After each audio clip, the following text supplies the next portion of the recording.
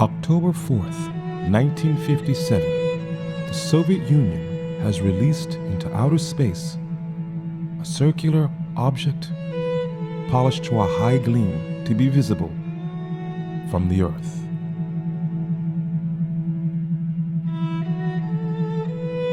America in panic. The United States is in a state of confusion and surprise. Orbiting over the United States, it could be seen in the night sky. The object was called Sputnik. It was the Russians' attempt at showing their intellectual superiority, particularly to the United States. A small boy, at the age of 6.5, stood with his grandfather in the backyard of their home in Ohio and watched as the satellite went by. Scanning the horizon while the world watches the flight of the satellite. Right at the appointed hour. The boy stood in awe. The grandfather said, "This satellite was sending out signals." A tiny voice is heard from the vastness of space. A lonely and mysterious cry that forever separates the old from the new. This satellite was sending out signals, and we could make a radio to listen to it. He got out a Popular Mechanics issue, and the grandfather and his grandson made a radio to listen to. The grandfather held young Billy's hand as they made holes in Grandma's cake pan for a base.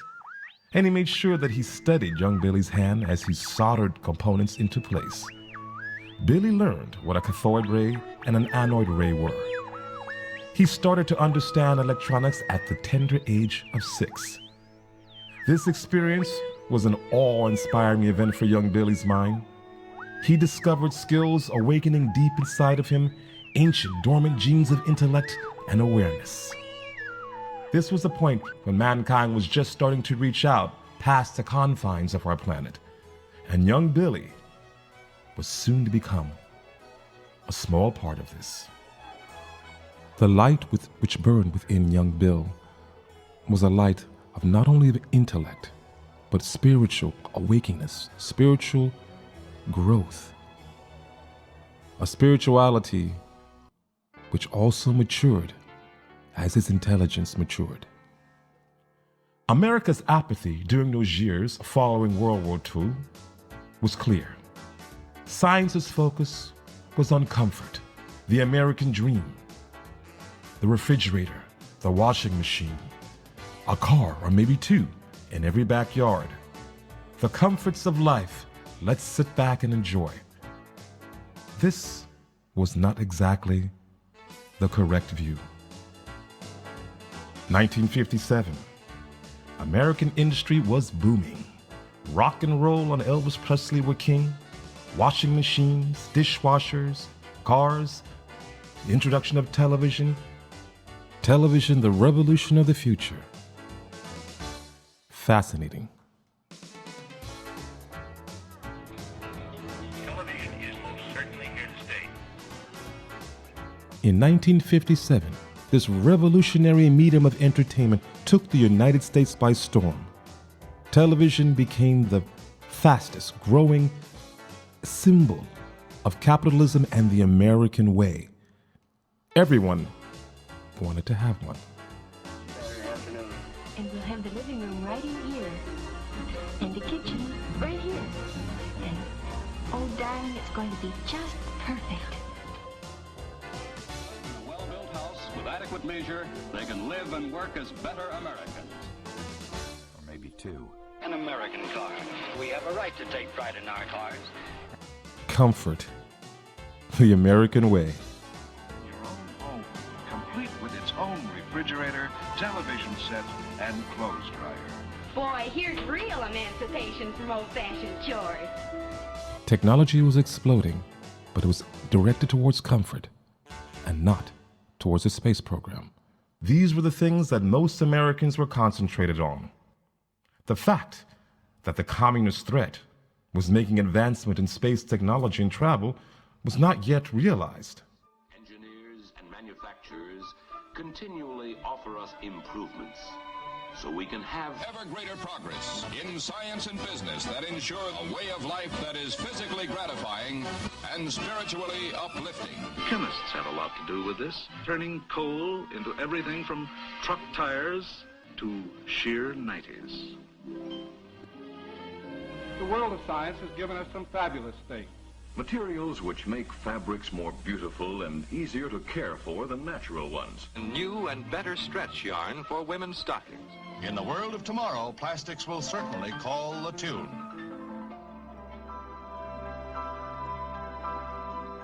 The scientist has something to offer to the public which is far, far more than gadgets and inventions. Then a shock awakening that America was behind in technology. We are about to create a new planet that we will call Sputnik.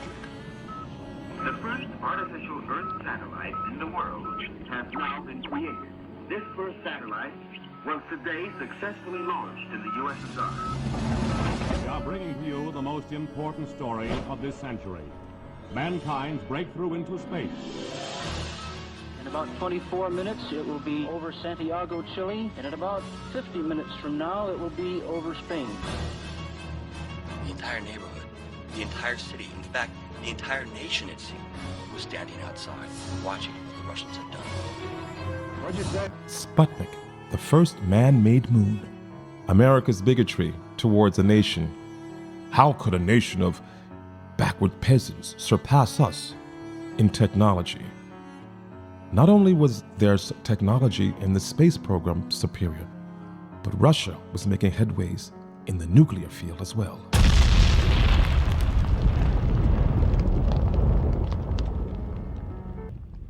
Possibility of a nuclear war in which some will survive. You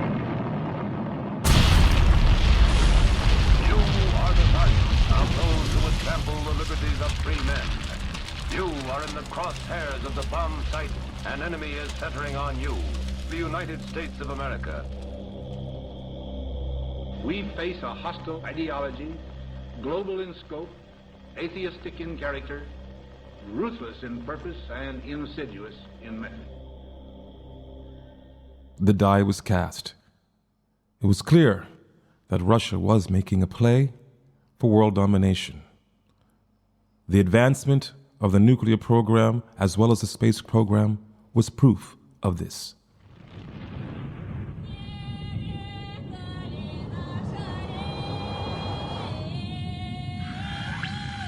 We proudly announce today that we have successfully detonated a 20-megaton hydrogen bomb. This is of a weight that our current rocket can carry anywhere. Our Sputnik proves to the world that we have the first ICBM, the ultimate weapon. Intercontinental ballistic missiles were ready and aimed. America was on the brink of war. Do we have any defense against Russia's intercontinental ballistic missiles?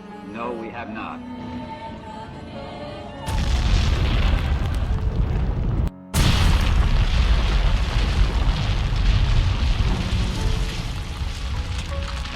One month later, November 3rd, 1957, 30 days after Sputnik, Russia was on the move again. This time with the first live being sent into outer space. A dog.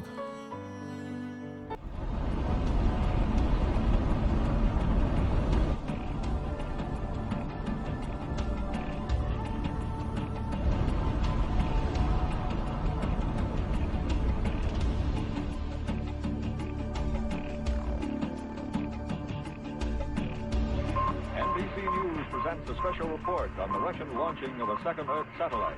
And now to guide this report here in New York is NBC News commentator Merrill Muller. Good afternoon. A dog knocked a goat right out of the world's attention today. In a masterpiece of propaganda timing, the Soviet Union announced it had launched Sputnik number 2, carrying a live dog. This is reportedly history's first space traveler. Russia has succeeded in putting the first live being into space. This was a low blow to American pride and prestige and lost the face. The Japanese felt the Russian did it again. I have to admit that belonged to the American prestige. The thing that America used to stand for, you know, the shot that was fired around the world, the sense of being in the vanguard of human liberation and of the excitement of human progress, I don't think America stands there today. America's fear fed racial strife, and money for education was not being distributed equally. Frustration set in, racial tension, inequality. They walk in, we walk out. And it's not right. They have schools just as good as ours. It will be better to have a choice, but we don't have a choice like they do. See, they can go to ours or they can go to their own, but we have to go to white school. We have rights too. Negroes aren't the only ones that have a right. The schools for blacks and whites were clearly not the same. The tensions grew, and it was clear that a division was being made. The Russians told the world of the inequality in America. This is the Soviet Union's first man-made Earth satellite, on display at the USSR Industrial Exhibition in Moscow. Ever since the news of Sputnik flashed around the world, America has been asking questions. What went wrong? How did a nation of backward peasants forge so dramatically ahead of us in the race to space? It gets the American people alarmed that a foreign country, especially an enemy country, can do this. And we fear this. We fear that they have something out that majority of the people don't know about. Senator Jackson of Washington describes the Russian achievement as a devastating blow to the prestige of the United States. The people of the United States have been humiliated, they're disturbed, and they're unhappy. The enemy of ours has outdistanced us. Russia's getting into space really bothers me. We are headed downhill to the status of a second great world power.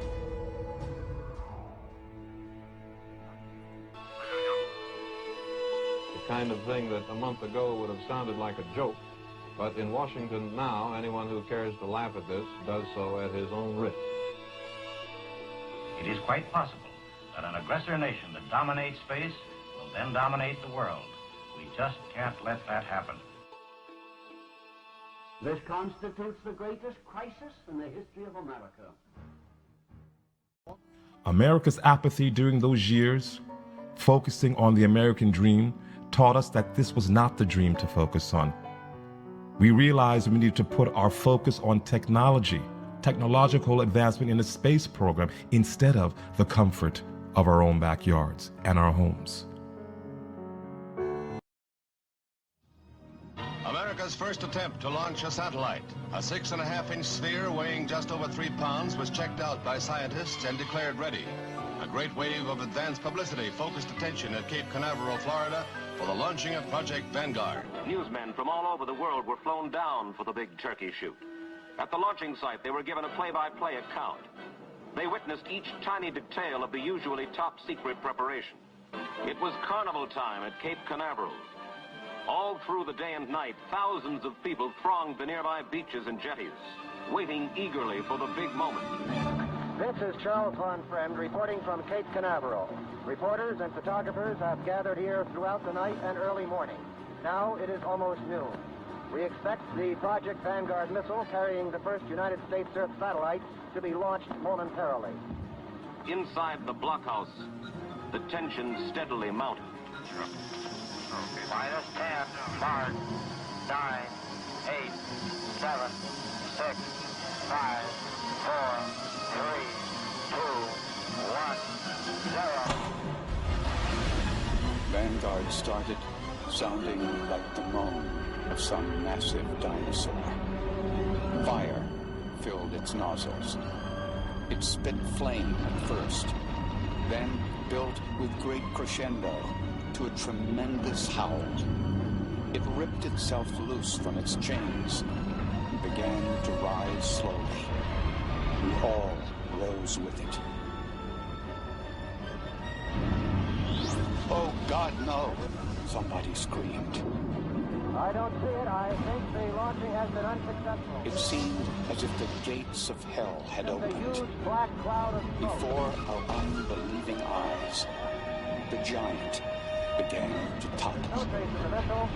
There's a sigh of disappointment through the crowd of observers. It took just 7 seconds to set back a nation's pride. But our first attempt to launch an Earth satellite has apparently ended in failure.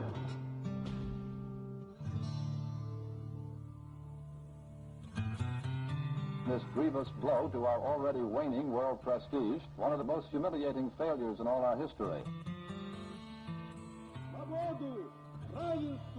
Our Sputniks are circling the world. Now, with America's failure, it will not be able to stop the forward march of communism.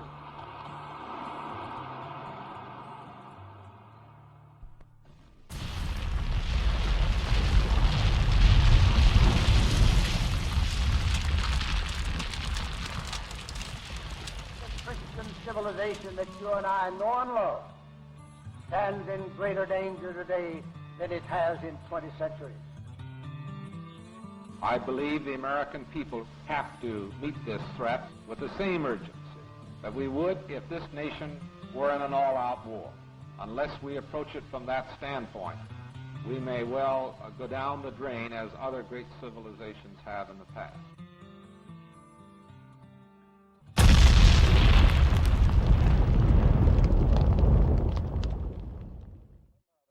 Be sort of a switch in concentration, it seems to me, in this country. I think we have to decide whether we want a super fancy kitchen and 500 horsepower under the hood, or whether we want to match the Russians. I have created a new office called the Office of Special Assistant to the President for Science and Technology. We need scientists. In the 10 years ahead, they say we need them by thousands more than we're now presently planning to have. Tonight I want to talk to you particularly about this business of education. When I say education, I mean the problems of education. America's awakening and determination not to be undone by a bunch of backward peasants in advancement brought about the change which made it possible for young William to receive the education necessary to do what he did during a crucial moment in the development of America's space program. Education became the focus in America, the brain boom, to further our young minds and instill in them the very phrase, knowledge is power.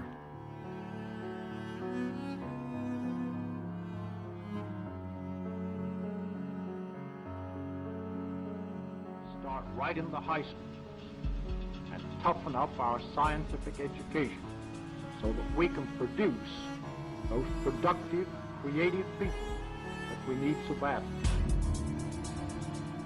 The American people must strengthen their educational system if the safety, the security, and prosperity of this country is to be maintained.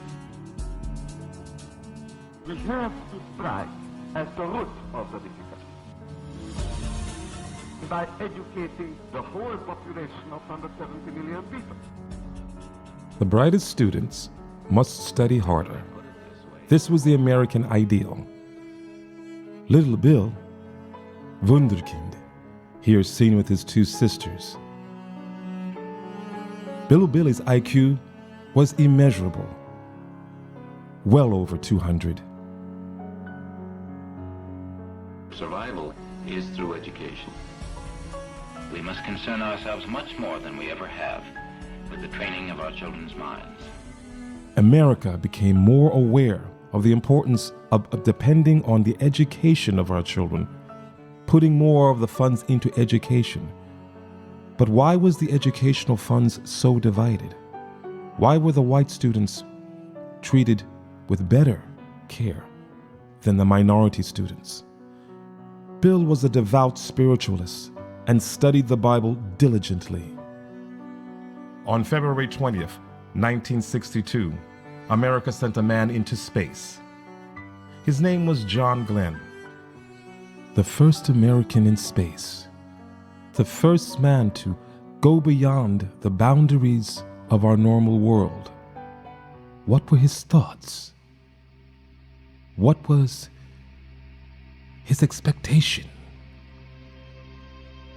Did he imagine the vastness of the universe? Imagine the quiet. Imagine the spiritual exchange, the experience. Did it touch his heart? Did it touch his soul? Did he grow? Where was his mind? How open did he become upon seeing a sight which had never before been seen by human eyes? How close did he feel to the Creator? Where does the universe end? And how small are we in comparison to it? And what were in our minds? Didn't we also share the experience? Young William did. Young Billy watched every step of the historic action, and he documented each part of the process. His written account was so clear and precise that the local newspapers used Billy's story as their front page story. Billy was a published author at the age of 10. Never have the nations of the world had so much to lose or so much to gain. Together we shall save our planet, or together we shall perish in its flames. Save it we can, and save it we must. And then shall we earn the eternal thanks of mankind, and as peacemakers, the eternal blessing of God.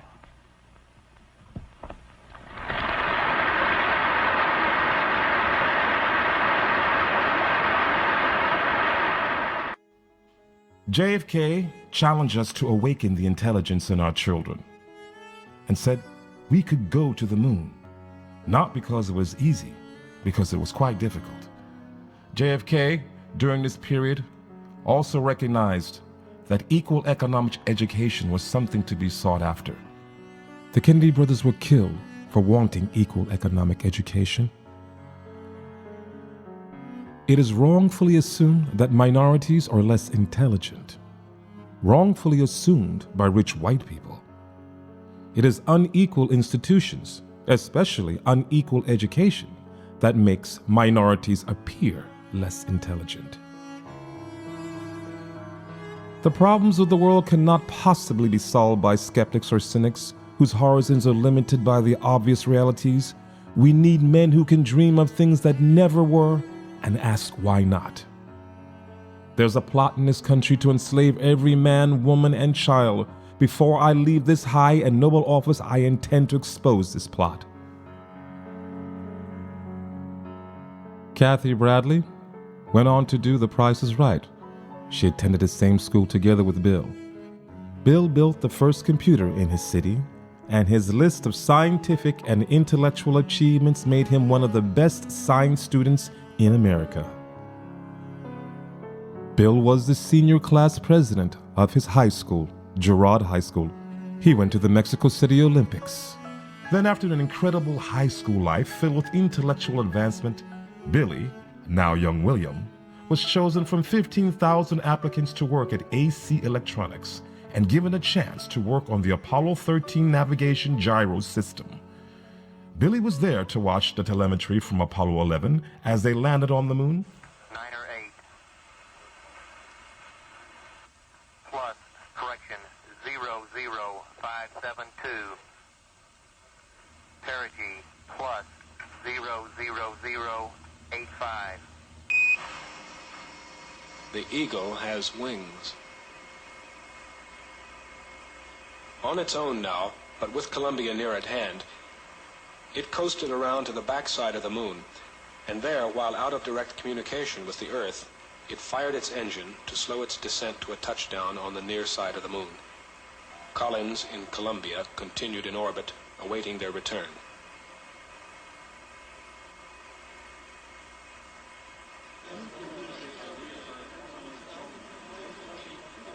Okay, all flight controllers, go for landing. Retro. Go. Fido. Go. Guidance. Go. Control. Go. Telcom. Go. GNC. Go. Ecom. Go. Surgeon. Go. Capcom, we're go for landing. Altitude 4,200. Houston, you're go for landing, over. Roger, understand. Go for landing. 3,000 feet. Forward. 60 seconds. Lights on. Forward. Forward. 40 feet down, 2.5. Picking up some dust. Straight shadow. 4 forward, drift into the right a little. 30 seconds. Forward.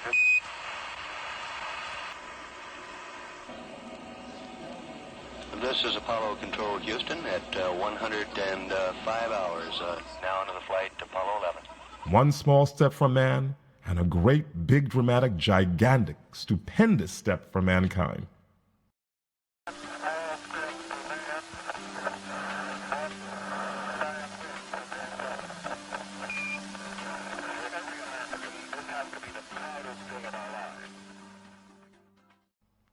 And young William, was there as a small part. Apollo 12 and young William had developed new techniques for deburring the beryllium gyro. General Motors, who owned the college and AC Electronics, lost a bid on the shuttle navigation system, and they started to lay off people. The math department went from 13 people to 3. And on one day, April 11th, 1976, when Apollo 13 was launched, 2 of them were sick. This little tape recorder has been a big benefit to us in passing some of the time away on our transit out to the moon. And it's rather odd to see it floating like this in Odyssey while it's playing the themes of 2001.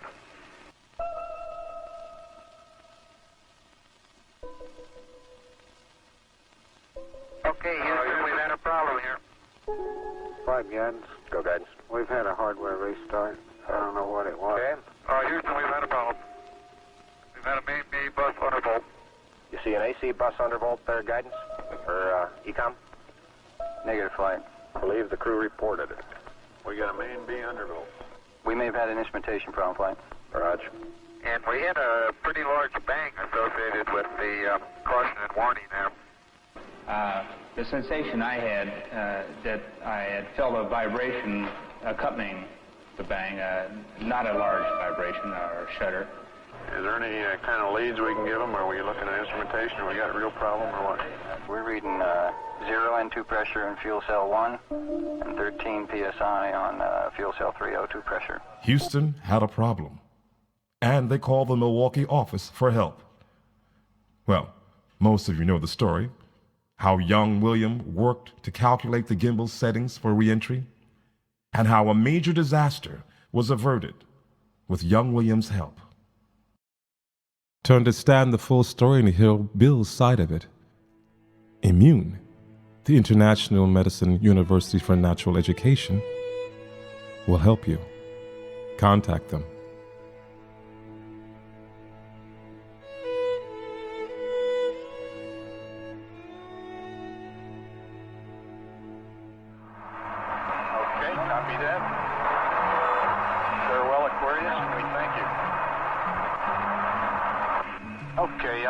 In a minute or a minute and a half, at entry attitude, we'd like Omni Charlie, and welcome home. Thank you.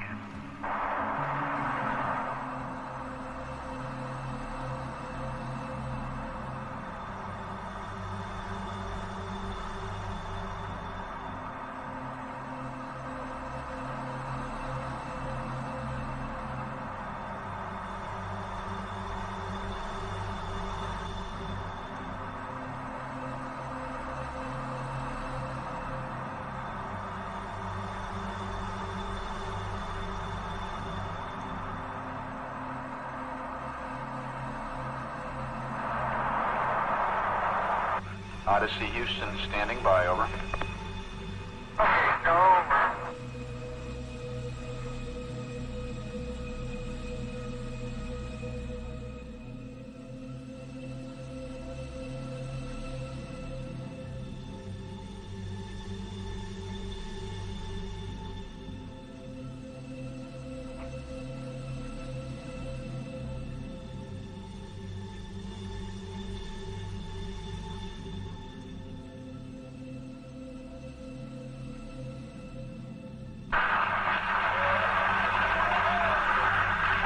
Houston, we show you on the mains. It really looks great.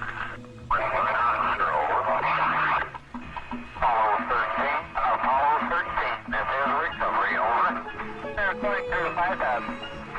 Under Apollo 13, this is recovery, and your chutes look good.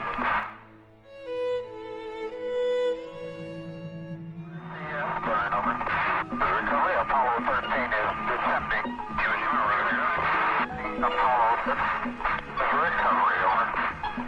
Well, the one spliced in at this time, the three chutes like that, he spliced about half mile. He woke him up. You and your Roger. This for the one, the new command module is stable 1 at this time. They're riding comfortably. The world owes a debt of gratitude to Bill Nelson for his diligence and his achievements in the space program. His movie itself even explains the whole story and presents you the whole scenario from beginning to end. We've come face to face with the realization that schools and survival are inseparable. We can no longer depend on air power, whether it be bombers or guided missiles. We must depend on brain power. We must depend on the ability of our educational institutions to cultivate. A division had occurred in America between creating a majority and a minority. The major money for education was being spent on the rich, whereas the education being provided for the poor was infinitely less. This created a society which was in trouble. AC Electronics transfers Bill to make bombs. Bill's spiritual nature will not let him work on weapons. After seeing the disturbance in our society, Bill enters the seminary to become a Lutheran pastor. They tell him to wait for God's call. When God calls, it's loud and it's clear. Bill received the call. God calls Bill and says to Bill, "I want you to rewrite molecular biology." Bill says, "God, I do not know what this is." God says, "My blessed child, I have given you the intellect and clarity of mind to figure it out." Bill meets James Pershing Isaacs, and they develop the treatise on quantum molecular biology, later to be published as the Prometheus First Shape. But then, one day, as Bill walked into a display of Buddhist art, he was struck by the power of a statue of the Maitreya Buddha of the future. The statue looked just like Bill. Bill had a Kundalini experience and lights came out of his head. The police came when all of the alarms went off as the room filled with light. Bill knew he was a part of this, and when he found out that the Maitreya was to lead this world to 1,000 years of peace and harmony, a millennia of growth and prosperity with no bigotry and no excess greed, Bill studied hard for 30 years to find out all the ways to get a millennia of peace and prosperity. For 30 years he studied. As he studied the meditation process, he became enlightened and it activated the enlightened mind of the infinite universe. Having become one with the universe and activating the dormant gene of expansive mental intellect, he returned to the marketplace to help lead the world to a place of peace and harmony.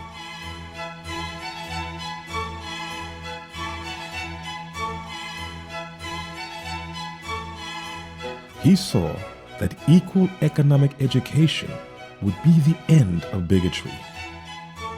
Enforcing child laws of reckless endangerment would stop smoking and stop an addictive society. He proved that a synthetic anything is an insult to the body.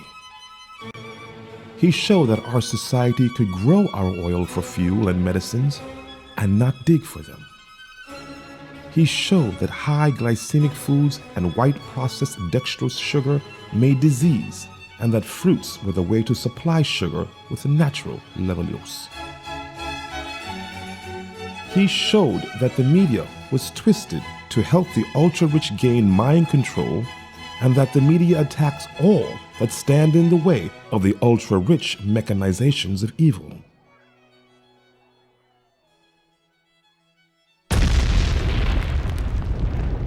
He saw we have enough A-bombs to destroy the planet 1,000 times over, so if we just diverted the money from nuclear weapons, we could be exploring the galaxy.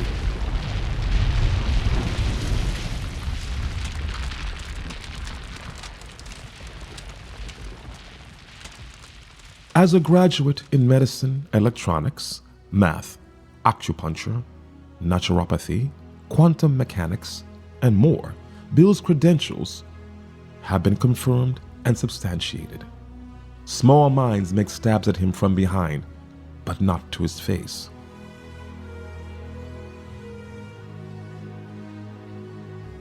As we show just a small part of his credentials, we see a very unorthodox education, but an educational background that deserves respect.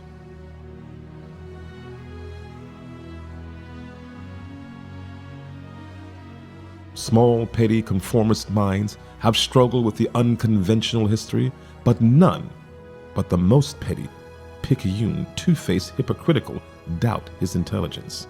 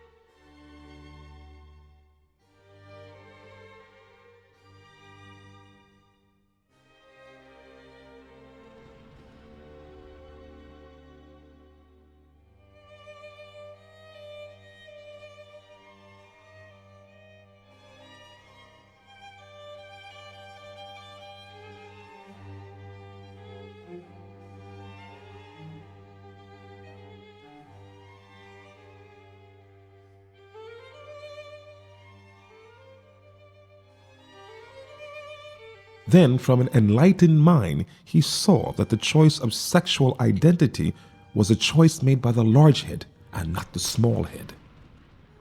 The Maitreya was predicted to do so, and one day Bill told his girlfriend, Ildiko, "I feel like a woman." Ildiko paused and said, "Let's go shopping." They've been shopping and married for almost 2 decades. This would serve to the world as a sign of courage, freedom, integrity, valor, and honesty. Small, petty, bigoted minds who fear freedom were outraged, and they attacked her for her honesty. Einstein said, "The great spirits have always encountered opposition from mediocre minds. The mediocre mind is incapable of understanding the person who refuses to bow blindly to conventional ways, and small, petty minds hate people of courage, integrity, and honesty who resist conforming." Desiree's courage, intellect, and dedication to validation have prompted so many attacks from criminals in the field of alternative health who lie, cheat, and fraudulently sell unvalidated, unverified devices. Desiree has made over 50 major motion pictures at an expense of over $40 million. She has written and edited over 100 certified medical university medical textbooks, edited hundreds of research articles, and she has made over 200 hours of medical training on natural medical techniques. And when she offers this work to the world for people to pay with karma, Desiree became such an example of complete spirituality and grace. Desiree became a legend in her own time and a beacon of divine transcendent piety. She saw that equal economic education would indeed end bigotry by giving all an equal chance to succeed. Enforcing child laws of reckless endangerment would stop smoking and stop addictive societies and help lower healthcare costs. She proved that a synthetic anything is an insult to the body and only natural medicine could really cure disease. She showed that our society could grow our oil for fuel and medicines and not dig for it.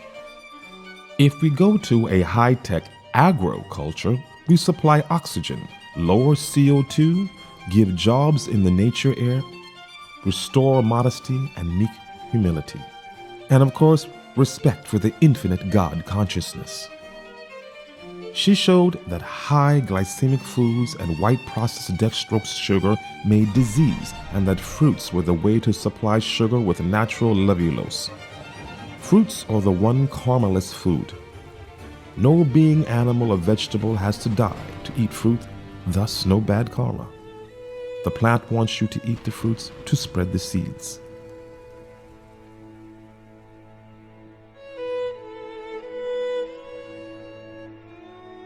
She exposed that the media was warped to help the ultra-rich gain mind control, and the media attacks all that stand in the way of the ultra-rich. She saw we have enough A-bombs to destroy the planet 1,000 times, so that if we just diverted the money from nuclear weapons, we could be exploring the galaxy.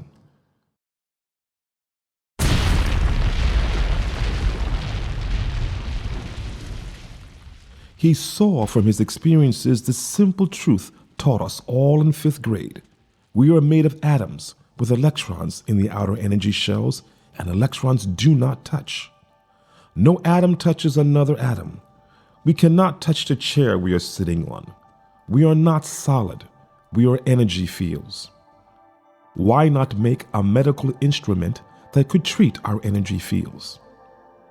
To do this, Bill would need to do everything to validate, verify, and substantiate his work. And now the technology is the most validated and verified in the world.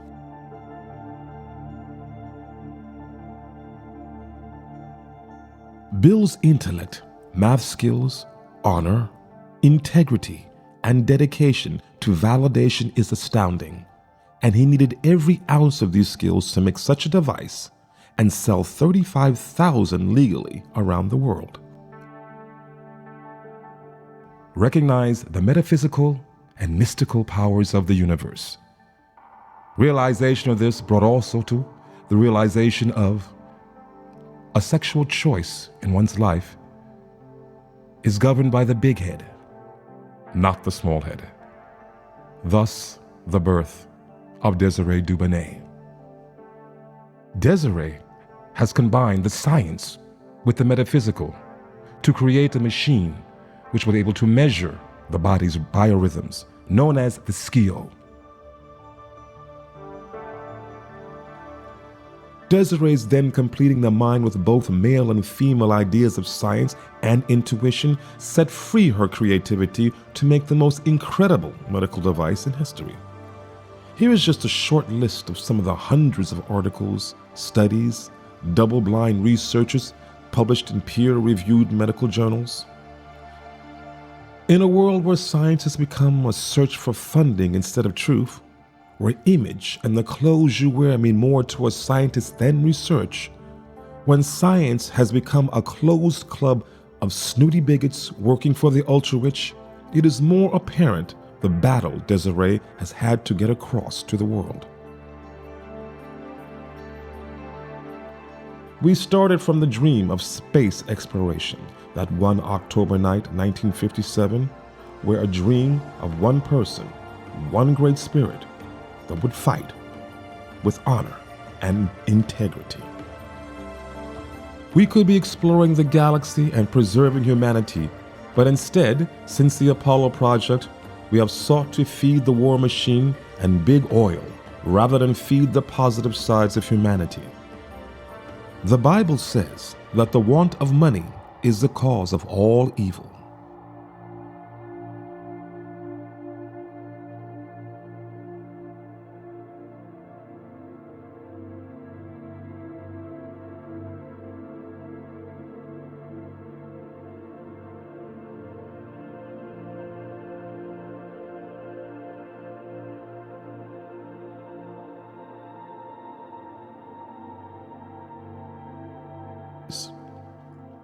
Desiree made a subspace device of incredible technology to make a scalar protection for the planet Earth from the predicted gravity peak on the 21st day of the 12th month of 2012.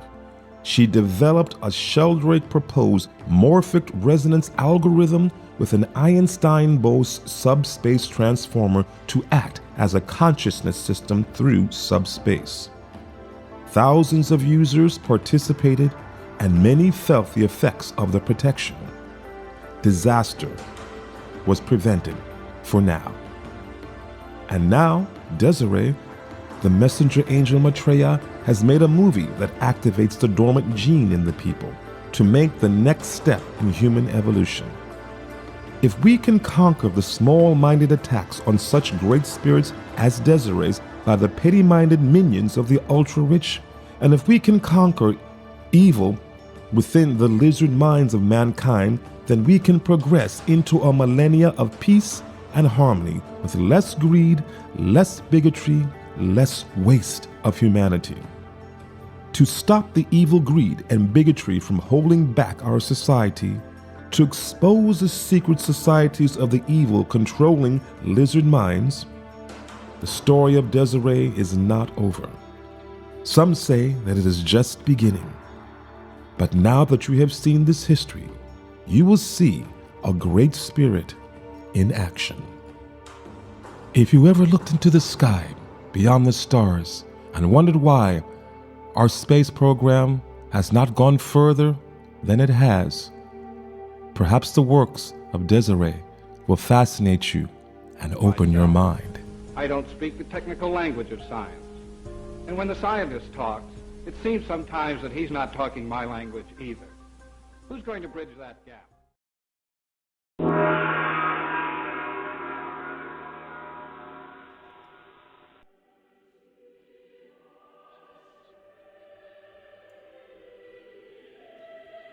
If you ever looked into the sky beyond the stars and wondered why our space program has not gone further than it has, perhaps the works of Desiree will fascinate you and open your mind.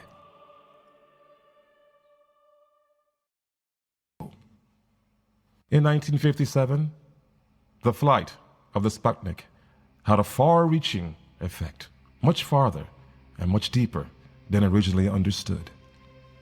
Desiree's ability to take science to a new level has opened the door for a whole new level of expansion of the human mind. All that is necessary to know and more is waiting for you there in our organization known as Immune. Send us your questions and we'll send you our answers. Immune, the International Medical University for Natural Education. This is Brad V. Johnson, the Dean of Immune, partner, colleague, and friend of Desiree Dubonnet.